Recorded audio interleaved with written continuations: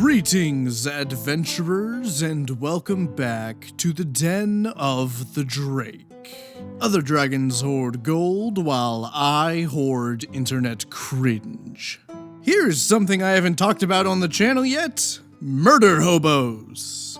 The term Murderhobo is a loving nickname coined by the D&D community to describe players who greet the DM's world at the end of a knife, or with an improvised magical napalm strike.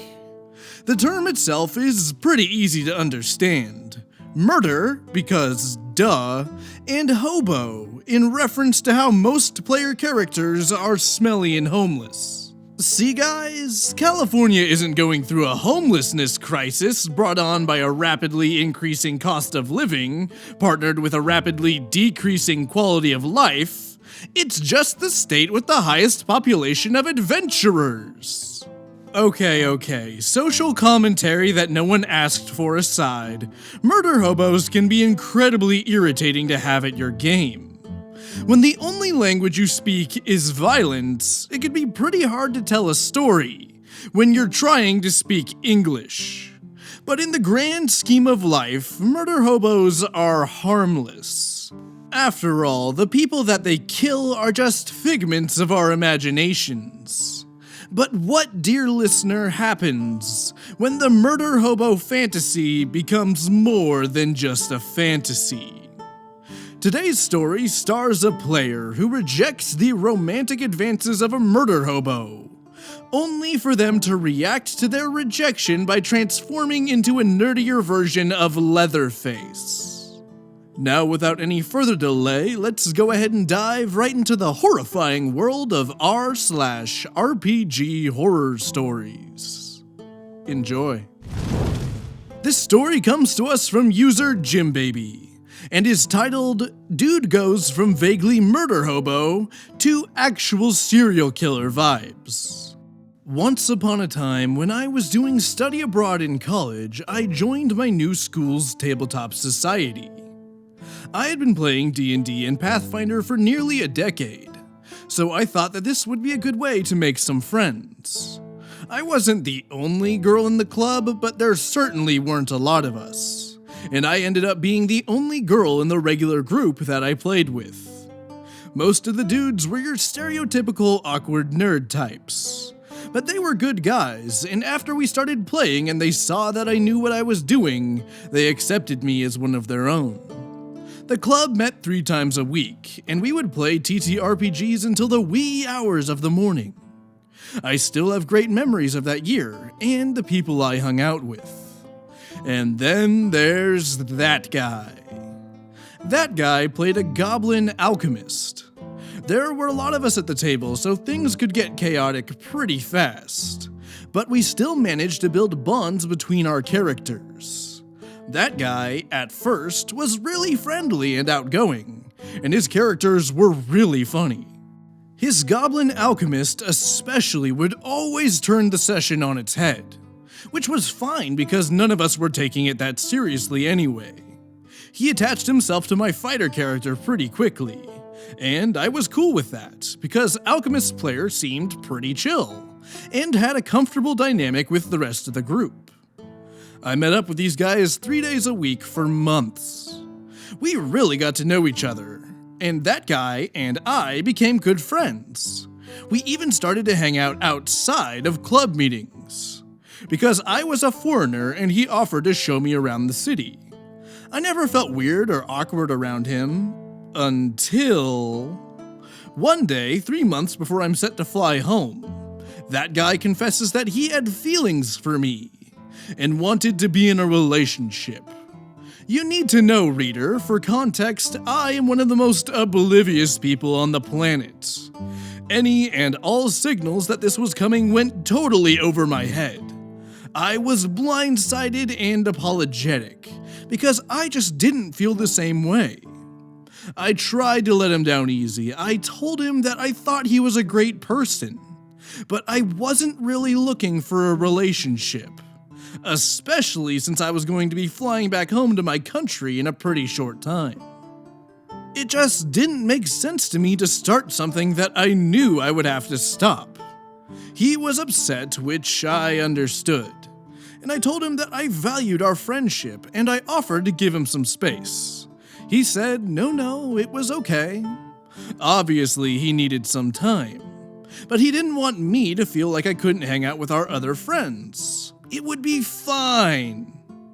It was not fine.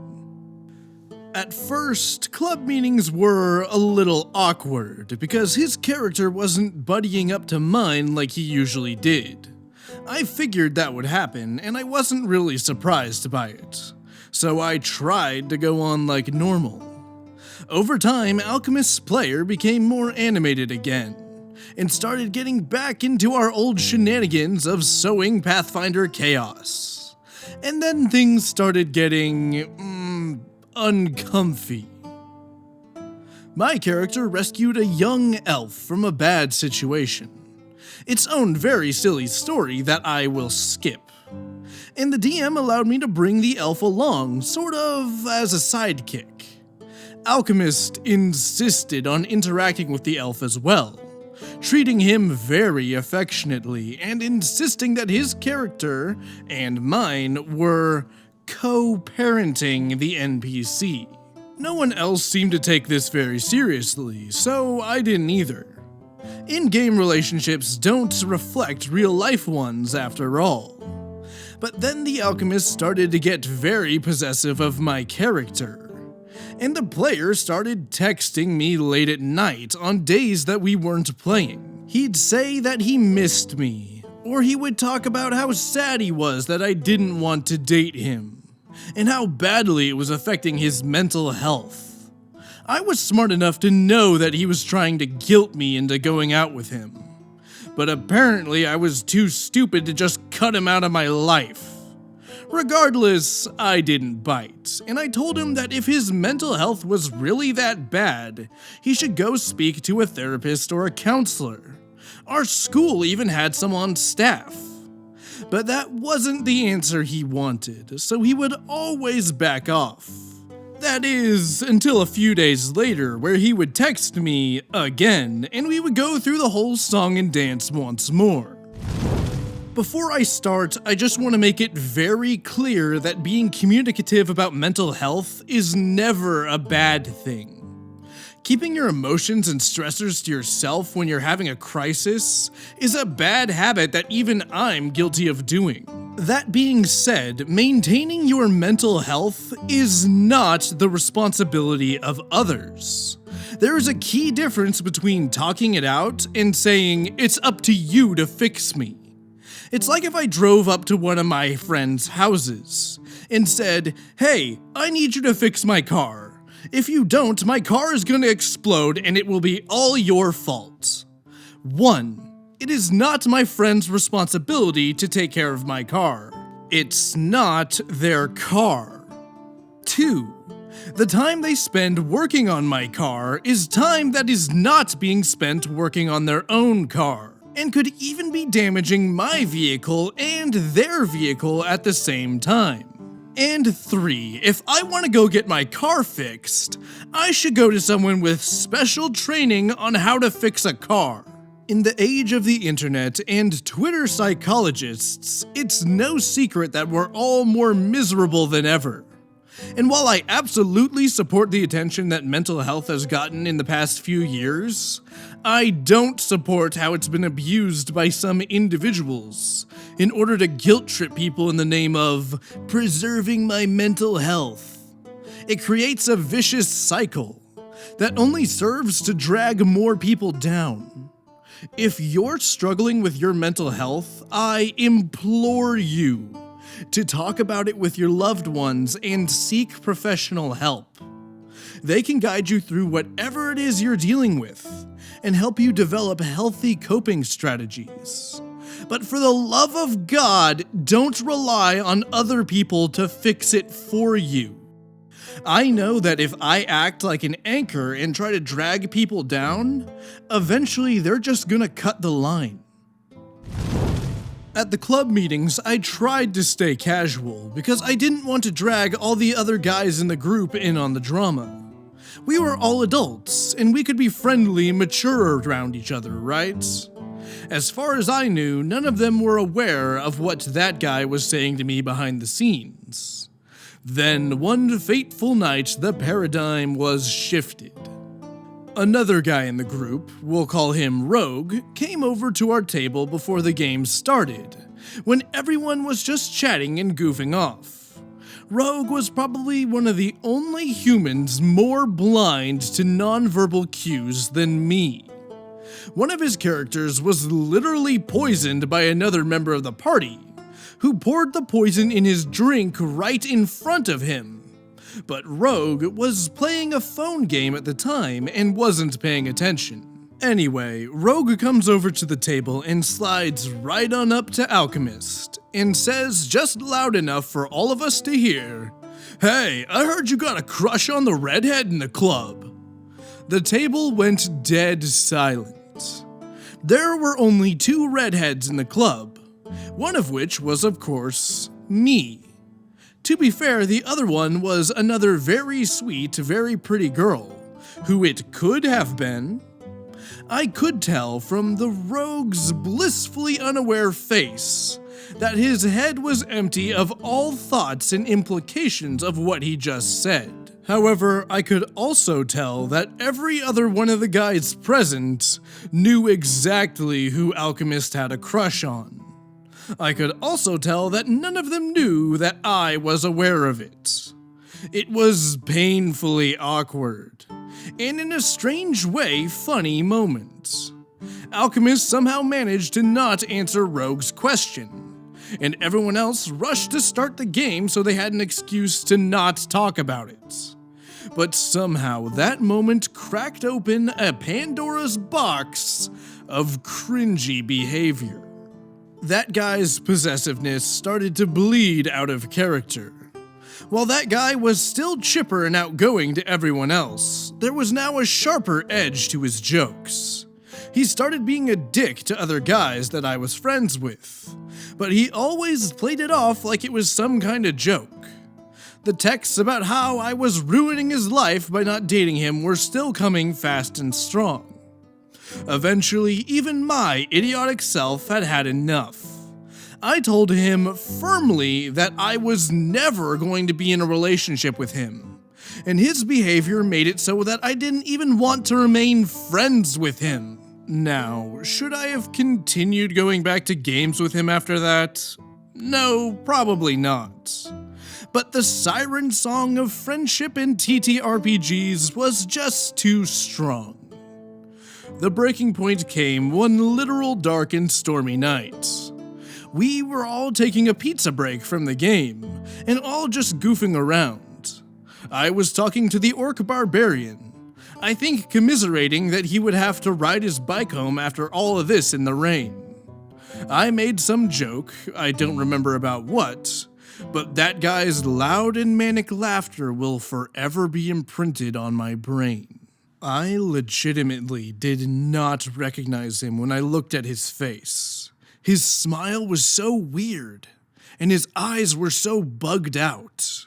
Still laughing like it was a joke, he said that I would probably like him more if he skinned the barbarian alive and wore his skin like a suit. I didn't know what to say to that. I don't think anyone knew what to say to that. Rogue, bless him, looked up from his phone and asked if there was any pizza left. That night, I noped out of the game early, and I was looking over my shoulder the whole bus ride back to my dorm. I blocked that guy's number and told DM that I was not coming back to any game that he was playing in. DM said, "Yeah, that's fair." Thankfully for me, that guy stopped coming around to club meetings as much after that. My game nights went from 3 to 2 a week, which was unfortunate. But not long after that incident, the school year ended and I flew back home. Over time, I lost touch with my friends from the tabletop club. But thankfully, last I heard, no one had been turned into a skin suit. Sadly to say that this isn't the last time something like this would happen to me, but it was by far the most deranged. TLDR, A sort of chaotic but friendly fellow player admits that he has a crush on me, and after getting rejected, threatens to go Buffalo Bill on another player to win my affections. End of story. Well, it would appear that nothing wins over a woman's affection faster than threatening to wear their friend's skin like a well-fitted set of pajamas. Big props to OP for drawing a firm line in the sand with this guy. And even bigger props to Rogue for having his priorities straight. Pizza time. Seriously though, like I mentioned earlier, trying to abuse other people's empathy towards matters of mental health is a pretty scummy move. And while I'm pretty sure that guy's skin suit line was just a really poorly executed joke, I'm not gonna say that OP did the wrong thing by putting as much distance between herself and this dude as possible. Just like my mother used to say, better safe than turned into a lampshade made of human faces. Now before we go, let's take a look at this week's Gallery of the Drake. This week's fan art comes from viewer vmorin272. Longtime viewers of my channel are well aware of my distaste for DMPCs. And in vmorin's fan art, it looks like I've finally decided to do something about it.